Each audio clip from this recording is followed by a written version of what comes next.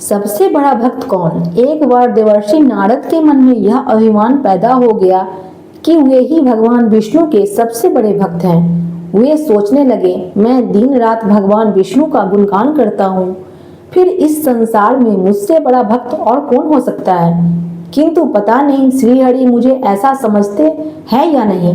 यह विचार कर नारद भगवान विष्णु के पास श्री क्षीर सागर में पहुंचे और उन्हें प्रणाम किया।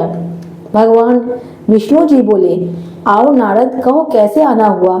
नारद जी बोले, भगवान मैं आपसे एक बात पूछने आया हूँ। भगवान विष्णु बोले, मैं तुम्हारे मन की बात जानता हूँ नारद, फिर भी तुम्हारे मुंह से सुनना चाहता हूँ। नारद जी बोले, हे देव, मैं जीवन भर आपका गुणगान करता रहा हूँ, पल पल हर क्षण मुझे बस आपका ही ध्यान रहता है। आप मुझे यह बताइए कि क्या मुझसे भी बड़ा आपका कोई अन्य भक्त है संसार में।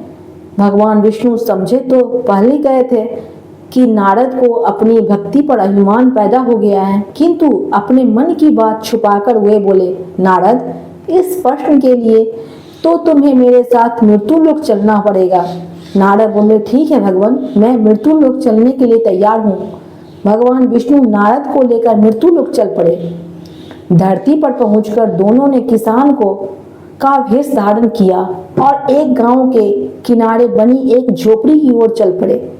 विष्णु जी बोले, नारद, मेरा एक बहुत बड़ा भक्त यहाँ इस कुटिया में रहता है।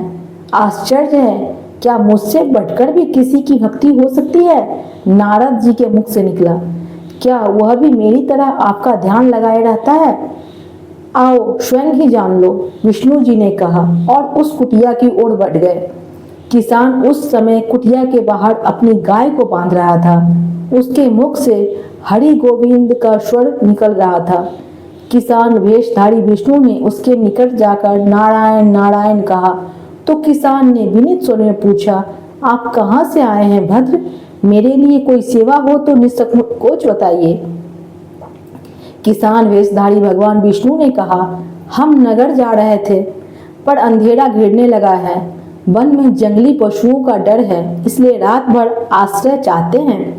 किसान ने प्रसन्न भाव से कहा, मेरी कुटिया में आपका स्वागत है भद्र, और जो रुखा सूखा घर में है आपके लिए हाजिर है। भगवान ने मुझे आप लोगों के सेवा करने का अवसर दिया है, बड़ी कृपा हुई उनकी। बाहर दलान में एक खटिया पर दोनों को बिठाकर किसान अंदर गया और अपनी पत्नी से कहा, देवी, दो अतिथि आए हैं।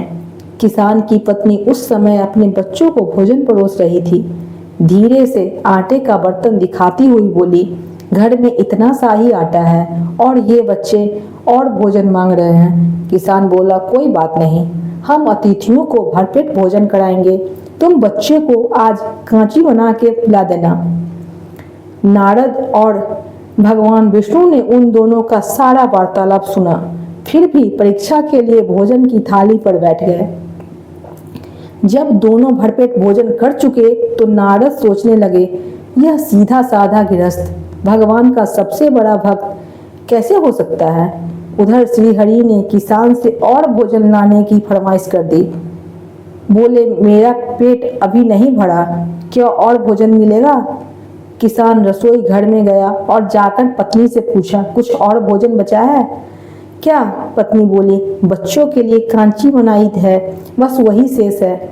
विष्णु और नारद वह भी पी गए। किसान और उसके परिवार को भूखा ही सोना पड़ा। भूखे बच्चे माँ का आंचल थाम कर कह उठे, माँ, नींद नहीं आ रही है, मुझे बड़े जोरों की भूख लगी है। पिताजी ने उन अतिथियों को कांजी भी पिला दी है। किसान ने बच्चे के सर पर हाथ फेरते हुए कहा, अतिथि को भोजन कराना स्वयं विष्णु भगवान को भोग लगाने के समान है बेटा। बाहर दलान में दोनों अतिथि अलग अलग बिस्तरों पर लेटे हुए थे। भगवान विष्णु ने कहा, तुमने सुना नारद, किसान और उसके परिवार को भोजन नहीं मिला, फिर भी वह मेरे गुण गा रहे हैं।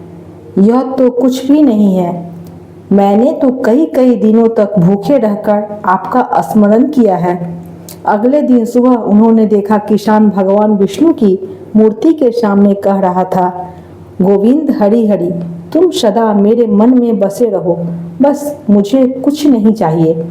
फिर दोनों अतिथियों से बोला, हरि की बड़ी कृपा है, वही जग का रखवाला है।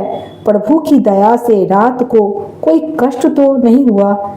जब तक आपका जी चाहे तब तक आप दोनों यहाँ रहो, मैं खेत पर जा रहा हूँ। किसान भेषधारी श्रीहरि बोले, हम भी तुम्हारे साथ चलेंगे, यदि तुम्हें कोई आपत्ति न हो तो। किसान और भगवान विष्णु किसान के साथ उसके खेत पर गए। किसान बोला, यही है आपका खेत, अब मैं अपना काम करूंगा। गोविंद हरि हरि। नारद बोले, तुम तो सत्पुरुष हो, भगवान के बड़े भक्त हो, हर घड़ी उनका नाम लेते रहते हो। किसान बोला, अरे कहाँ, काम से जब भी थोड़ा बहुत समय मिलता है तभी उनका नाम लेता हूँ। नारद ने पूछा, कब कब समय मिलता है? किसान बोला, सुबह उठता हूँ तब, रात को सोता हूँ तब, और दिन में जब भी काम से समय मिल जाए। ओह, समझा, नारद के मुंह से निकला। दोनों जब किसान से विदा लेकर चले तो नारद ने व्यंग्यात्मक स्वर में कहा, आपने सुना भगवान, वह सुबह शाम 2 बार ही आपका स्मरण करता है, जबकि मैं हर समय ध्यान करता हूँ, फिर भी आप उसे महान भक्त बताते हैं।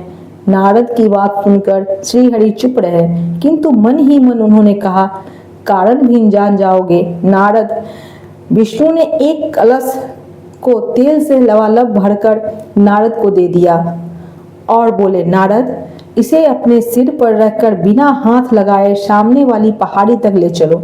ध्यान रहे इस कलश में रखे तेल की एक बूंद भी जमीन पर गिरने न पाए। नारद बोले, यह कार्य सहज तो नहीं है। यह कहकर नारद ने कलश सिर पर रख लिया और पहाड़ी की ओर चल दिए। नारद पहाड़ी तक गए और लौट आए। विष्णु बोले, लौट आए नारद? ठीक है, अब यह बताओ कि इतनी दूर जाने और आने में तुमने कितनी बार मेरा स्मरण किया है? नारद बोले, 1 बार भी नहीं।